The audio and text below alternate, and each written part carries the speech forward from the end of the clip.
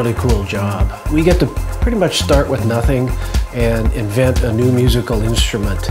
My first complete synthesizer was the Prophet 5 in 1978. There were two big things I wanted to do. One was full programmability and one was 5-voice polyphony.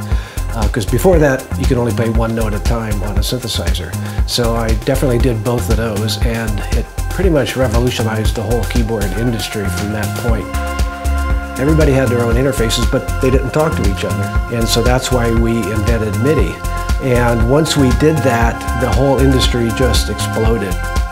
Being on a record like The Wall by Pink Floyd, which is what, the top 2 or 3 records of all times, and seeing The Wall perform live back then, it was just amazing to see. People like Radiohead or Arcade Fire or Taylor Swift, I mean, everybody these days uses synthesizers. Over the last few years, I've been to more and more concert shows, become friends with quite a few well-known DJs out there. So, but it's not like I'm out to clubs every night because, you know, can't stay up that late.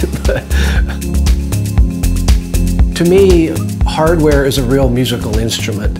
Software, it's not the same look and feel. If you're a musician, when you're typing on a keyboard and dragging on menus and looking at a monitor, it's more like work.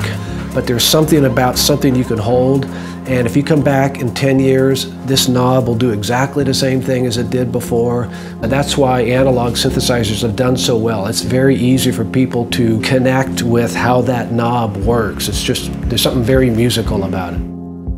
We're not always looking for collaborations, but this opportunity came up and Pioneer said, well, you know, we have this idea for a product, and we said, oh, well, that sounds pretty cool.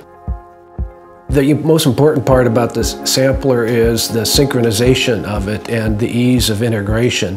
Having a sampler there and loops there in hardware ready to go, to me seems like it's going to make things a lot easier for DJs and give them significantly more options in interacting with what's going on and the sound and the loops and so forth. And you add the analog filters in there, and it's just, you just grab a knob and it sounds good, and it just works really well with digital sound. I just think it's great to have more live components, like having the sampler there. You could still have it tied in with your CDJs and everything. It's kind of like a nice way to take a step further without having to completely rethink your whole rig. There was some magic of having that combination that is different than just a regular old sampler.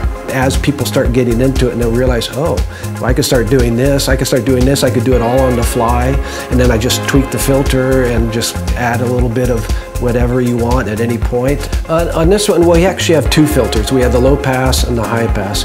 On the low pass, you have the frequency knob, which determines where you're cutting off the frequencies, and the resonance knob that gives it that extra bubbly sound.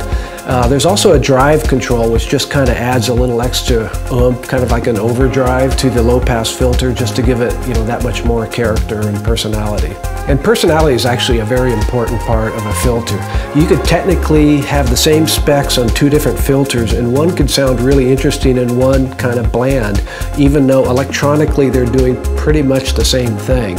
So that's the fun part, because we all have 4-pole resonant filters, but they all sound different. And we happen to, of course, be very partial to the sound of the Prophet filter. It's been around for 35, 40 years now, and people definitely like it.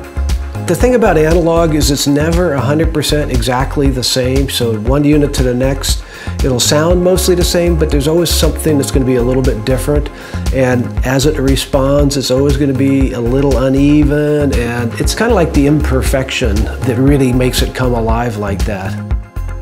More and more DJs are playing live these days, which I think is a great trend, to see more people actually using real instruments on stage. And it's always more fun to me to have an instrument that can create new variations of sounds, manipulating it in a live way, interacting with the audience, and that can be quite awesome. There's something about it. It's impossible to be precise about what that is, but you hear it. You can't predict what's going to pop out of all of this. You know, nobody would have predicted that people would start playing a turntable.